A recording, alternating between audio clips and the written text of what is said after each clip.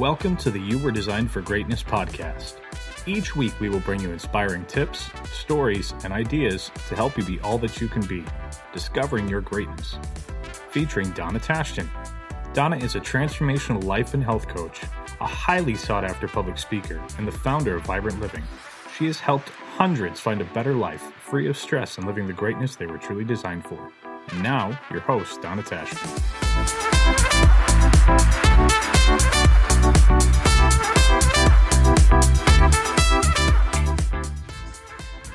Hello, this is Donna Tashton, and I would like to welcome you to podcast number 36. Today I have a wonderful guest with me, Jennifer Jurgens, and she is going to be sharing some of her story, her tips, and her life with us today. Say hello, Jennifer. Hello, everyone. I am so happy to make this more personal connection with you today. We are sitting here chatting over video, looking into each other's eyes.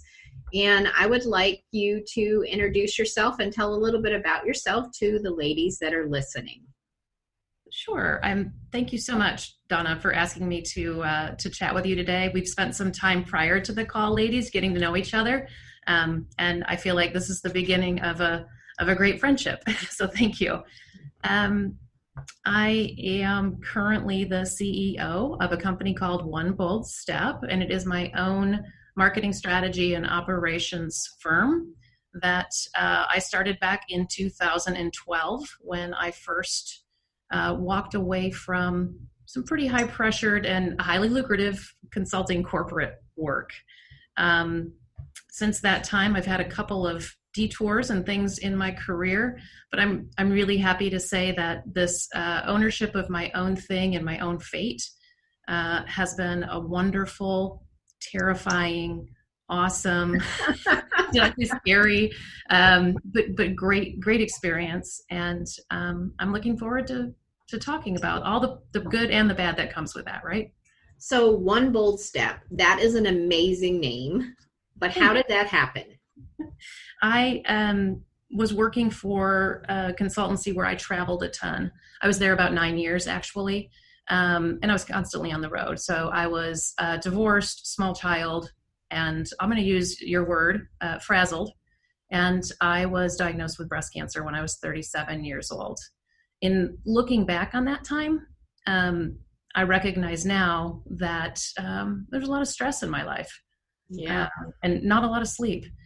And I had a moment or two where a year or so after getting that diagnosis, I said to my partner at the consultancy, I'm done. I actually said, I don't know what I want to do, but I know it's not this. And because I sort of left with that exclamation point, naming the company that I started, One Bold Step, seemed really fitting. It's always that first step, right? You're a single mom with breast cancer, and you walk away from a job with no income and not knowing what you're going to do. You got it. Now I sound crazy. I had worked for some gigantic, profitable companies, many of them on the East Coast. So I had been putting up with pressure, bad behavior, unprofessional, communication for a very long time. And the idea of starting this company was really centered on, I'm going to work with organizations that have a goal or a passion other than just making profits. Yes. And I'm going to choose the people and the companies that I'm going to work with based on the alignment of our values and our personalities and our goals together. That's wonderful. I didn't know if it would work, but it seemed like a really good idea at the time. Well, good. I am glad that it did work out. Now, how many years ago was that? So that was in 2012, and I enjoyed it. I had a client who was cleaning industrial wastewater. I had a client who was making software in the foster care industry.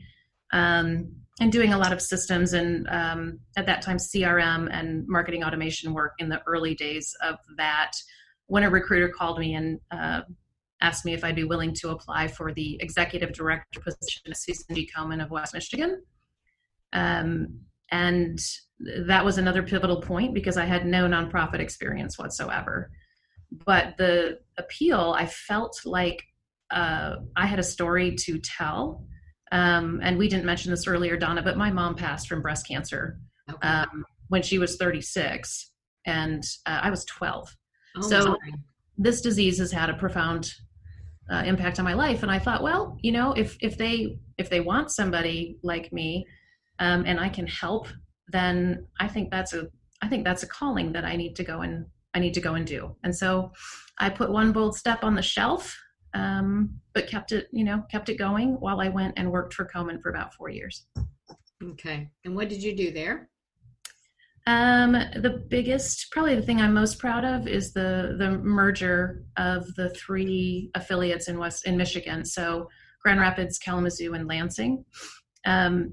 Bringing those 3 together under one board structure, having one finance person, combining all of those assets and things, moved us from 5 counties to 24, I think, and it made the organization overall more efficient and stronger.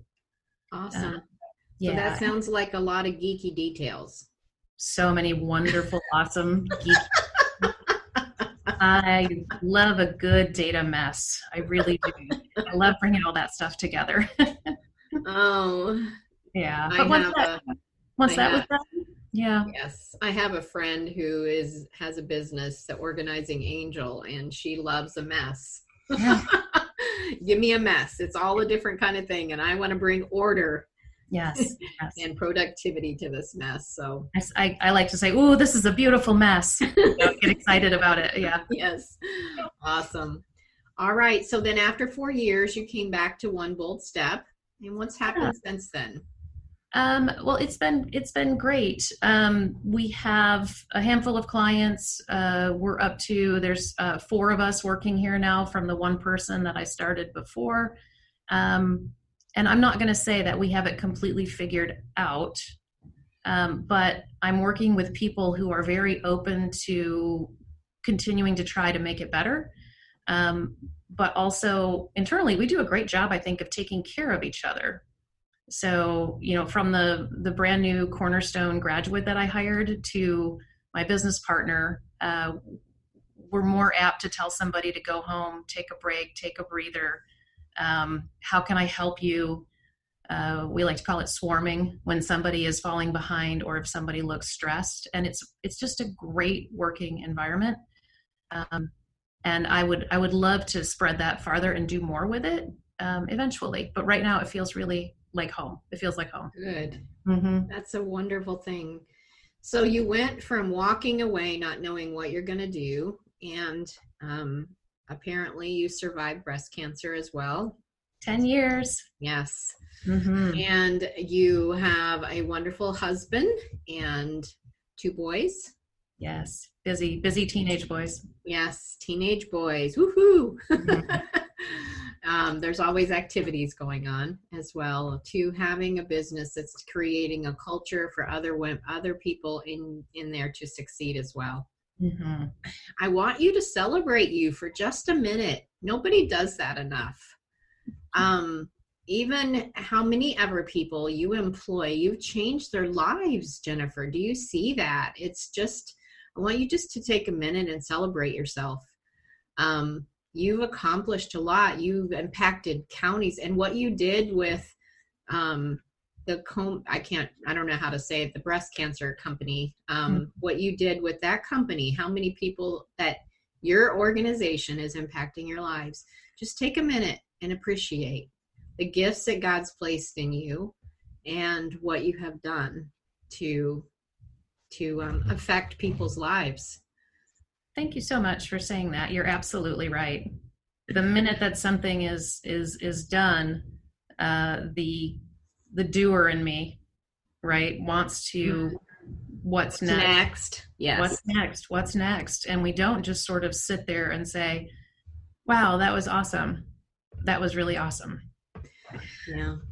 I really like to try to do that in my own life and encourage, the mom who's going to work and she got all of her kids off, and the one that's staying home with them who has put that toy away 25 times.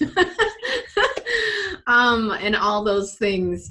I read a story once where the dad comes home from work and there's toys everywhere out in the yard, and he walks in the house and cupboards are open and clothes and toys, peanut butter on the cupboard and all this kind of stuff. And he goes and finds his wife.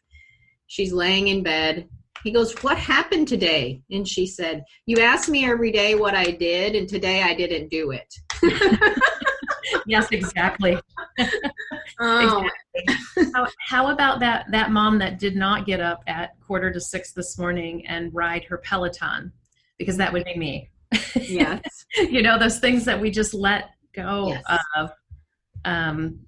The trick is letting go and letting it go for real. It is for real, letting it go. So learning to celebrate, to me, whatever we're accomplishing, because women are amazing.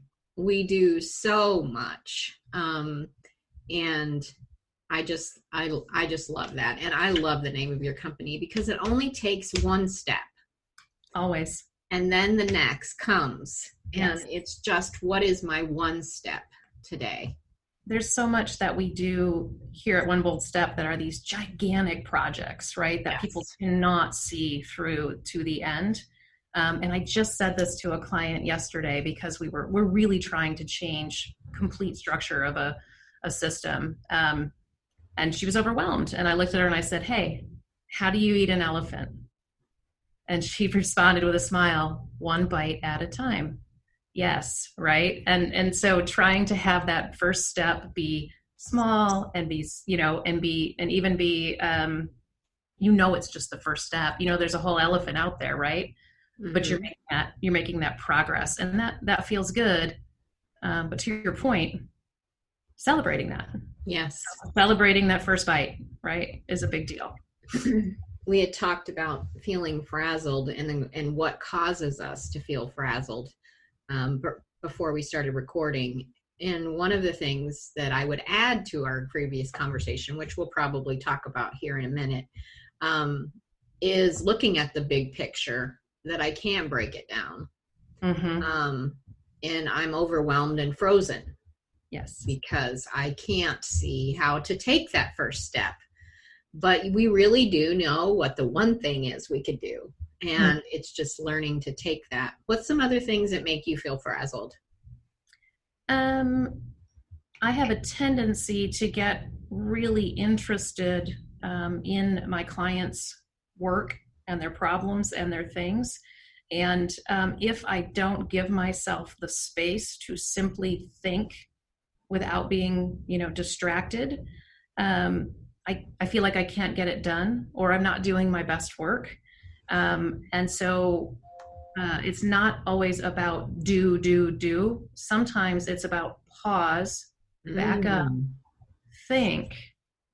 And if you don't give yourself that space for silence, I get completely wound up. You should see the Post-it notes and the checklists. Are you a checklist person where you write stuff down, Yes. boom, boom, boom, boom, boom, and Yes. then at the end of the day, you have to have it all checked off. Right. Sometimes I look back on those lists and think, if I would have stopped and asked myself, why do I have to do all those things? I might not have done about half of them. Right. I didn't give myself time to think about it. I just went, head down, get it done. And that drives me crazy, that I push myself that hard, sometimes needlessly, because I love to be or feel productive. Yes. Yeah. Those checklists are wonderful. I love my list. Yes. But one of my, because of that tendency for me as well, one of my tendencies is I put planning and solitude in my calendar. Yeah. And I block it off, that I have time where I'm like, I don't know what I'm going to do during this time, but I'm going to sit and think.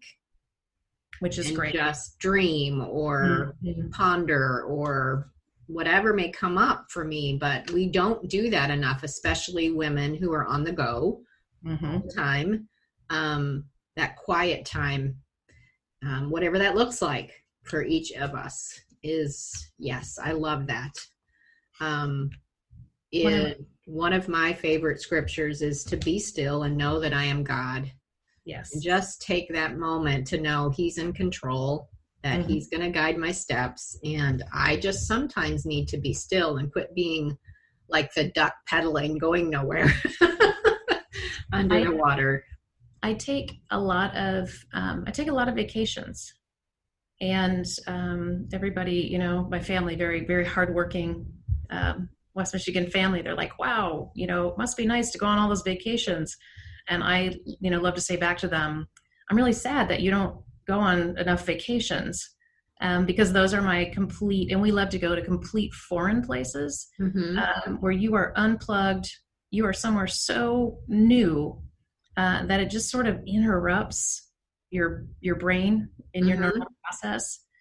Most recently, we just got back from South America, and I had an absolute moment where we climbed an active volcano up to about 10,000 feet. Ice, snow, wind, we had to wear gas masks at the top, and we got up there, and I stood and I looked and I remembered how happy I am to be alive, how blessed I am to be on top of a volcano in South America. Oh my gosh, the world is awesome and big and amazing. And when I'm work, I can forget that. Yes.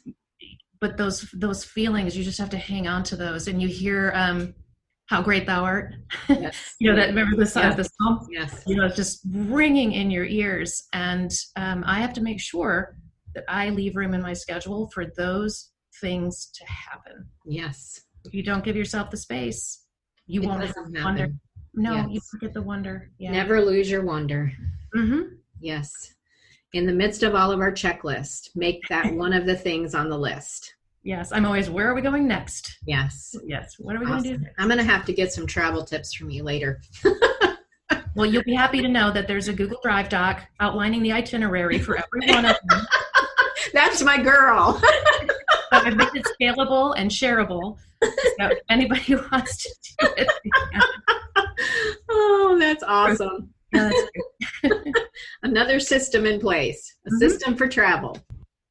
All right. Awesome. All right. Well, as we get closer to winding down here, what are some of your favorite books that you read? Do you have anything that you would recommend?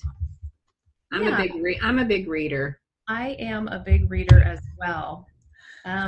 One of my favorites recently has been a book called Radical Candor, which I think is actually really helpful here in the town of West Michigan Nice, which goes to say that if you can be fully transparent in your communications and care deeply for the person that you are speaking to, you have established radical candor. Right? Because if you are not transparent when somebody's not doing a good job, or if you're not transparent, you're not actually helping them. Right. So caring deeply and communicating very directly and clearly is the key. And I love to take that to all of my clients, because too often I think in West Michigan, we have people who care deeply, but don't communicate directly. And the book calls that ruinous empathy. And it's just one of those things where we're not doing anybody any favors if we're not being, if we're not speaking with candor. And so that one has been a good reminder for me. And then I recently read also American Icon, which is a story of how Alan Mulally saved the Ford Motor Company. And that's all about authentic leadership. And of course, systems. He authentically systematized, a very culturally broken organization, and it was inspiring that somebody could be that real and that organized. Awesome. Yeah. Well, there's a couple of good books that I'll have to check out as well. I'm always looking for books. The books you read and the people you hang around will determine where your future is. Have you ever embarked upon like a Atlas Shrugged or an Anne Rose novel? Atlas Shrugged, it has its critics, but it's one of my go-tos when it comes to living and working authentically. Mm-hmm. And I love the notion of, these business people who are doing their passion, sort of remove themselves from the world so that they're all in a community of only working with people who are doing what they love and doing it from the heart. I know there's a lot of other messages in that book, but that one really appealed to me. And that's quite an investment if you go for it. Okay. I feel like it's worth it. All right. I'll look into that as well. So in closing, when you think about the women that are listening to us today, what tips or advice would you give her? I have a couple of things that I keep reminding myself that somehow help me. And I can't remember who said this originally, but by being authentic and by being yourself and by having this radical, candor approach to things, not everybody is going to like you. And not everybody is going to want to hire you. And that is okay. I think the saying is, I'm a strong cup of tea. I'm just not everybody's cup of tea. And I swear that has helped me so much to know that it is okay to stick to my guns, hold to my values, give myself 24 hours before I say yes to something. That one's been great. Because Donna, to your point earlier, when you say yes to something, you're saying no to something else. Yes. I think that we have to give ourselves the space to recognize that we're not perfect, and that's okay. It is okay. That's all right. Yep. It is. We are who we were designed to be. Mm-hmm. That's right. Awesome. So if someone needed your services or wanted to find out about you, how would they find you? We are at the number one, boldstep.com.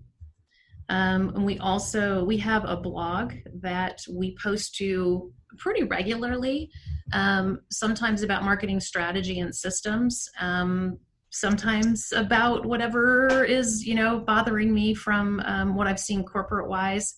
And we really enjoy it, and that's been pretty active, and I'd love for people to sign up for the blog or the newsletter and ask us questions. Awesome. I'm always happy to write out what we've experienced and start a conversation with someone. Awesome. Well, thank you so much for being with us today. It has been awesome, and I am excited about getting to know you more. Same here, Donna. Thank you so much. Isn't Jennifer's story just amazing? And I hope you found encouragement hearing her story. I wanted to also let you know of my free ebook, From Frazzled to Freedom. It is free at my website, and the 3 keys in there will transform your life. Go to the link that's with this podcast, and you can read all the details about what is in the book. But it is free, and it is amazingly going to help you. Check it out today. And as always, this is Donna saying until next time, live and love vibrantly.